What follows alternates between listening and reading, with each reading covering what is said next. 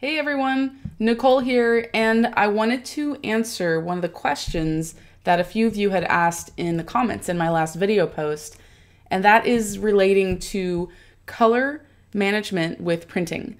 One of you said that your prints were coming out too dark when you sent them off to be printed. They came back too dark, but you are calibrating your monitor, so you were asking some questions about that. So I thought I'd kind of discuss that and kind of give you guys some of my tips and some resources that you can use to kind of prevent that from happening in the future. Now, the first thing, of course, I just mentioned it, you want to make sure that you're calibrating your monitor. That is hardware calibrating your monitor. I use, actually this is hanging out here, if I can get it out.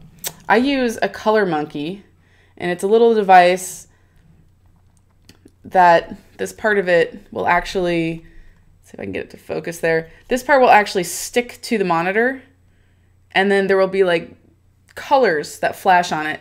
And it's basically just reading it and knowing what the colors, how to display them properly on my monitor. There are other types. That's Color Monkey. I've also used Spiders or Spider Express, and they're very similar and they all do a great job. I highly recommend that if you are serious about photography and printing, or even if you just want your photos to look accurate on the web, it's a really smart thing to do. So you can get some for about $100. You can get them for less. Usually you can get them older versions of them for less than that as well. So look on Amazon and find one. If you guys have questions about specifics, you can go ahead and just ask them in the comments and I'll help you out. Now, if you plan on printing your photos through an online website, then you want to make sure that they have some type of information telling you what profile to export your photos as, or embed if you're using Photoshop. This is typically going to be sRGB or Adobe RGB.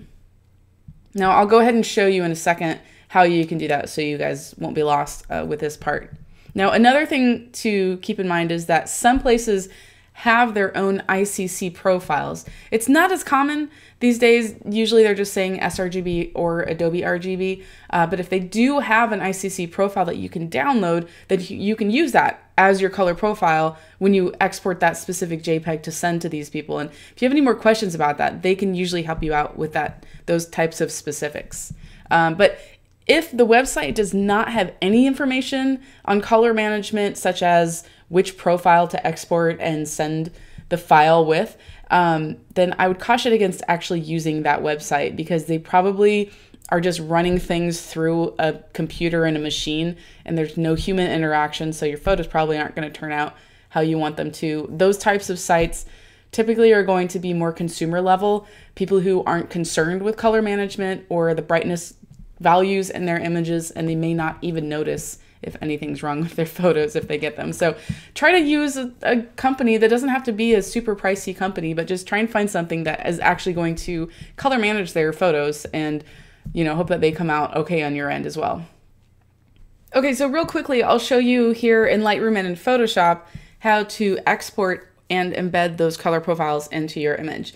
Now, it's possible that you're already doing this and you don't even realize it. So I'll just go ahead. I have a photo selected. I'm in the library module, and I'll click on export.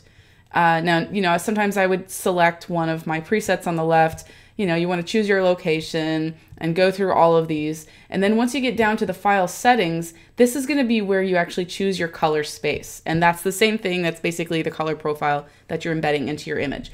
So select sRGB. I almost always export all of my files as sRGB because typically I'm going to display them on the web, and that's a good profile to use for web display, but it's also a good profile to use for most printing sites, and it's one that they'll typically recommend.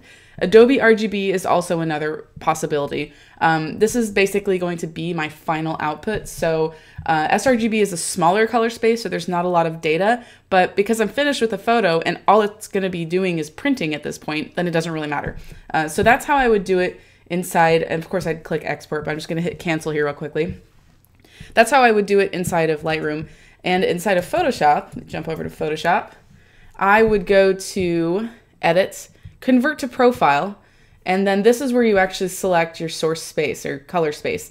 Right now, because I just edited this from Lightroom and it just happened to pull that in Adobe RGB, then that's the current profile, which may not be a bad profile. if I were going to export it to a printing service. But if I wanted to change it, then I would just click on this destination space dropdown. Gives me a lot of options, but you can ignore most of them and just go down to the one that you want, which is usually going to be sRGB or Adobe RGB if you don't already have it in that space.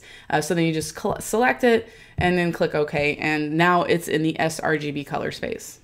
All right, lastly, I want to show you guys a book. It's an ebook by a photographer friend of mine, and his name is Martin Bailey, and he knows a lot about printing. I definitely do not consider myself an expert in printing. I don't do printing at home. I don't have a printer here myself.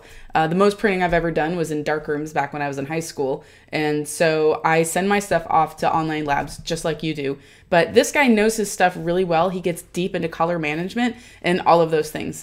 So here's his book over on Craft and Vision. You can see it's only $5. It's a really, really good value for just $5. And I'll just go ahead and scan through some of the chapters here so you can kind of see. He has a whole section on color management, talking about printing if you're interested in doing it at home. But these guys are great over at Craft and Vision. You can see they have a really beautiful design for their books. I have a few books with them myself. So if you're interested in doing any type of printing, I would highly recommend checking out Martin's book over on Craft and Vision.